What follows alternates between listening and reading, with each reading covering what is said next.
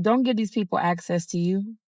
And if you do, please limit the access that they have to you. Make sure you are standing 10 toes down on your boundaries. And the moment that this person tries to bend your boundaries or they disrespect your boundaries or you in any type of way, know when it's time to walk away and shut off access.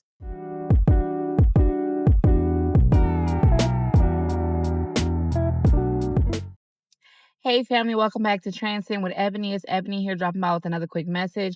If this happens to be your first time here, welcome, welcome. If you happen to be listening in on the podcast, welcome to another episode. I just have a quick message for someone. For someone, there is an individual of the past that is trying to re-enter your life or has recently re-entered your life. This person has come in and things on a surface level appear to be very different. But you will, if not already, you will soon come to see and realize that things on a heart level haven't changed very much. Do not give access to anyone if their fruit speaks of the works of the flesh, if their fruit speaks negativity, toxicity, you can tell, you can discern that they are demonically oppressed. You can discern that they are that they're very toxic, that their mindset has not changed, that they, like I said, that they are not in alignment with the Lord, that they are not even seeking to be in alignment with the Lord, but they are actually walking the opposite path intentionally, um, purposely. Don't give these people access to you. And if you do, please limit the access that they have to you. Make sure you are standing 10 toes down on your boundaries. And the moment that this person tries to bend your boundaries or they disrespect your boundaries or you in any type of way, know when it's time to walk away and shut off access. Not everybody deserves access to you in this season of your life. This is a very pivotal point in your life. God is doing a lot of things in you, through you, and for you.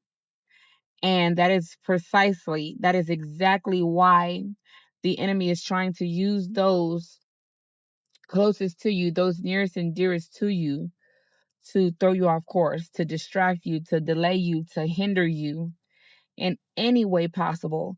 So please be aware of this. Please remain vigilant. Please just pay attention to detail. Pay attention to everything. Be mindful of that which this person is showing you versus that which they're telling you, because this person is going to come to you and they're going to try to talk a good game, or they may already be talking this good game and making it seem as if, everything in their life is going great. They've changed, they're in alignment, they're walking in their purpose and all of these things. But then when you really test the spirit behind that person, the spirit's operating through that person, you could tell it's actually the very opposite. Their fruit speaks of the works of the flesh. This person is walking the opposite direction. This person is not reverencing the Lord in their actions. They're not reverencing the Lord in anything that they do. They're just out here doing what they want to do because they feel like they want to do it. They're not consulting with the Lord. They're not trying to even concern themselves with aligning, with the Lord or with their purpose. This person could care less about their purpose. They don't know their purpose and they're not seeking to find what their purpose is. They just want to continue living the life that they're living, even at the expense to others, even at the expense to you. See, this person sees this light within you. They see this light shining brightly within you. Because, just think about it for a minute. You turn your porch light on, it's going to attract bugs, it's going to attract flies and gnats and all kinds of other bugs. So you still have to be vigilant. Just because a person is attracted to you, just because a person is drawn to you, it doesn't mean that that person is for you, and it doesn't mean that that person is supposed to be in your life. And also, pray and ask the Lord for a double portion of discernment when it comes to people, places, things, situations. Who should be in your life, who shouldn't be in your life, who is in alignment with Him and who is not, as well as the season that you are in your life. Because sometimes we come into a season in our life where we're being pruned, and the Lord is stripping away that which doesn't belong. And then sometimes, depending on the specifics of the situation, sometimes God has to work on you and that individual individually, separately, one on one. And after doing so, once you are both in alignment, sometimes there will be reconciliation, but that is not the case for everyone. Sometimes when God removes a person, it's supposed to be permanently. So you must test the spirit and you must discern the spirits operating through that person. You must use your discernment. You must take it back to the Lord in prayer. Ask the Lord for clarity, for revelation, to make it clearly known to you the specifics of your situation in particular. Because the last thing that you want to do is assume that there is to be reconciliation or that this person is supposed to be in your life for a lifetime, but in reality they were removed and they were supposed to have been removed permanently, and you just open the door back up for the enemy by trying to revisit the past. No, no, use your discernment, family. Now, like I said, don't get me wrong, some people are supposed to be reconciled. Some people, there is a divine intervention, divine separation. The Lord works on both of you. Once you're both aligned with Him, sometimes He will realign you.